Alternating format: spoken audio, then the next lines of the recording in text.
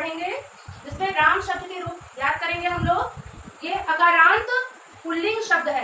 अकारांत क्यों कहते हैं? क्योंकि आखिरी राम के अंत में क्या आ रहा है? ध्वनि आ रही ना, इसलिए इसको कहते हैं अकारांत। तो आज हम लोग यही शब्द रूप याद करेंगे।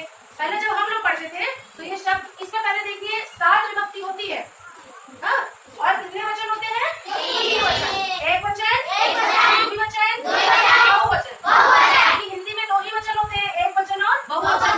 जब हम लोग याद करते थे तो इसको इस तरह से याद करते थे, प्रथमा विभक्ति के सभी एक साथ, है ना,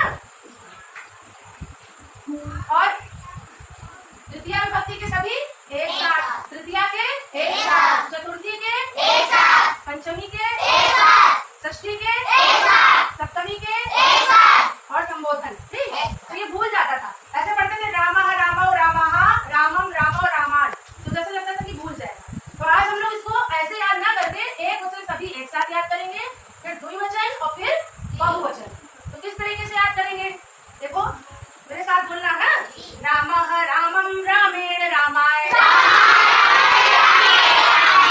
4 एक साथ है, ये चारों एक साथ, फिर ये चारों एक साथ। रामः रामम रामेण रामाय, रामात् रामस्य रामे राम। बता रहा है पढ़ने में? तो फिर इसी तरह द्विवचन में आते हैं। तो द्विवचन का जो प्रथमा विभक्ति है, द्वितीय विभक्ति एक जैसा होता है, और तृतीय विभक्ति, चतुर्थी विभक्ति और पंचमी विभक्ति एक जैसा, और फिर षष्ठी विभक्ति और सप्तमी विभक्ति एक जैसा, और प्रथमा विभक्ति जैसा ही संबोधन होता है ना। तो इसको कैसे पढ़ेंगे? रामो रामो रामो रामो रामाभ्याम रामाभ्याम रामाभ्याम रामयोः रामयोः रामो। इसको इस तरीके से पढ़ेंगे। और फिर जब बहुवचन पे आएंगे तो इसको कैसे पढ़ेंगे? देखिए, रामाः रामान रामैः रामेभ्यः रामेभ्यः रामाणां रामेषु हे राम। ये 4 एक साथ पढ़ेंगे पहले, हाँ, और फिर उसके बाद ये वाले 4 एक साथ। तो कैसे पढ़ेंगे? रामाः रामान रामैः रामेभ्यः रामेभ्यः रामाणां रामेषु हे रामः।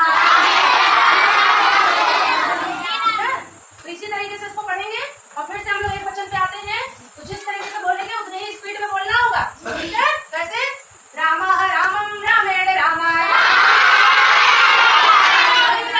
रामः रामम रामेण रामाय, रामात् रामस्य रामे राम। और स्पीड बढ़ाएंगे, रामः रामम रामेण रामाय, रामात् रामस्य रामे राम। याद हुआ? कोई बताना चाहेगा? चलो फिर से एक बार याद करते हैं। रामः रामम रामेण रामाय, रामात् रामस्य रामे राम। बालक अगर आ जाए तो बालकः बालकं बालकेन बालकाय, बालकात् बालकस्य बालकेन बालाय। नर का आता है क्योंकि वो भी अकारांत है। नरः नरम नरेण नराय, नरात् नरस्य नरे नरा।